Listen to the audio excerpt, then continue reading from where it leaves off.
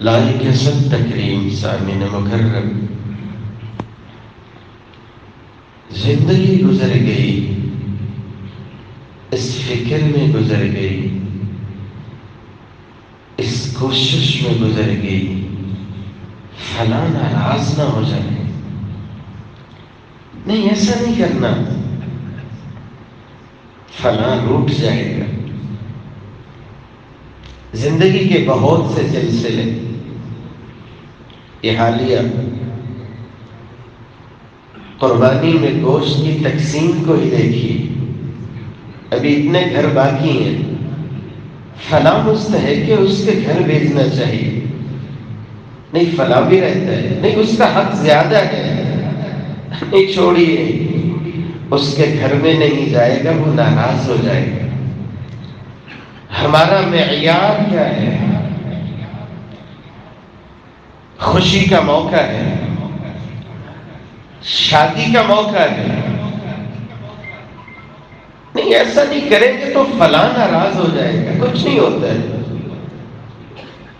بھئی، اس کی تو اجازت ہی نہیں ہے، اللہ کا دین اجازت نہیں دیتا، کچھ مجبوریاں بھی ہوتی ہیں، ایسا نہیں ہوگا تو فلاں روٹھ جائے گا، ایسا نہیں ہوگا تو فلاں ناراض ہو جائے گا۔ میں اور آپ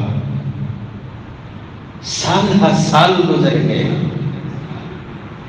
کبھی کسی کو راضی کرنے میں دوڑ لگی ہوئی ہے، کبھی کسی کو راضی کرنے میں دوڑ لگی ہوئی ہے۔ الہ العالمین ایسی فکر نصیب فرمائے، دنیا کی ناراضی سے بچتے بچتے کہاں سے کہاں گزر گئے۔ کاش کہ یہ فکر بھی زندہ ہو جائے، اللہ ناراض نہ ہو جائے۔ دنیا کی ناراضی سے بچتے بچتے تو سال ہر سال گزار دیے۔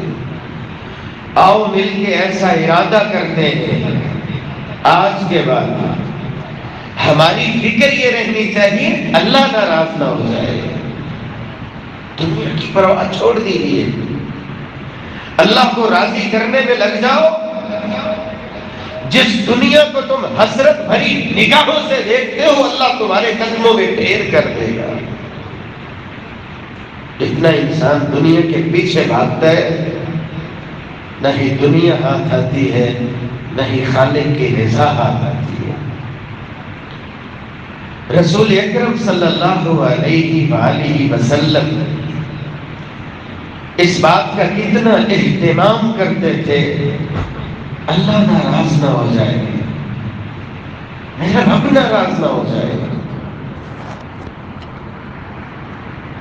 آئیے دیکھیے رسول اکرم صلی اللہ علیہ وآلہ وسلم نے زندگی میں بہت سے دکھ اٹھائے۔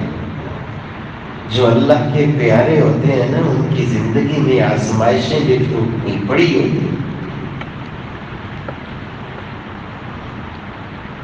اولاد کا صدمہ انسان کو اندر سے توڑ دیا کرتا ہے۔ آپ اس سفید داڑھی والے بزرگ کے دکھ کو لفظوں میں نہیں ڈال سکتے۔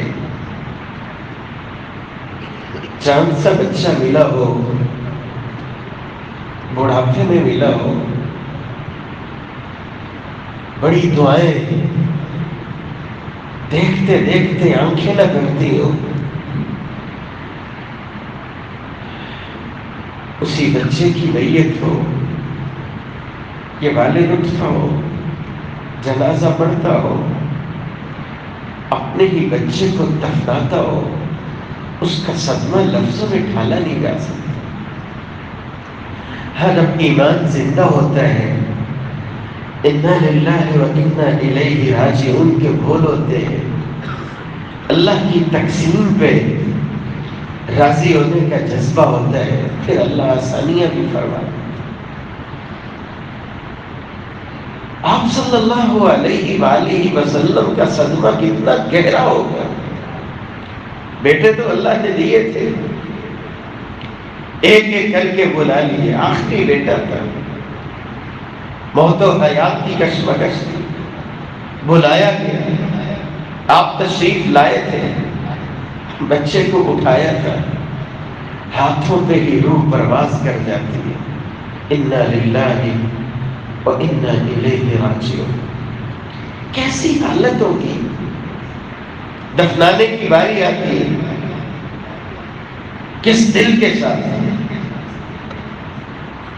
مٹی تلے دفنایا ہوگا؟ آپ الفاظ پہ غور کیجیے۔ صحیح بخاری 1303 نمبر روایت، انس بن مالک رضی اللہ تعالی عنہ اس حدیث کے راوی ہیں۔ رسول اکرم صلی اللہ علیہ وآلہ وسلم آنکھوں میں آنسوں کی جھڑیاں تھیں۔ ان العین تدمع والقلب يحزن، آنکھوں سے آنسو رکتے نہیں تھے، دل پہ غموں کے پہاڑ تھے۔ وَإِنَّ بِفِرَاقِكَ يَا إِبْرَاهِيمُ لَمَحْزُونُونَ۔ ابراہیم بیٹا ایسا نہیں ہے کہ تیرے جانے کا صدمہ نہیں ہے، دل پہ غموں کے پہاڑ ہیں۔ وَلَا نَقُولُ إِلَّا مَا يَرْضَى رَبُّنَا، لیکن ہم وہی بولیں گے جس سے اللہ راضی ہو جائے۔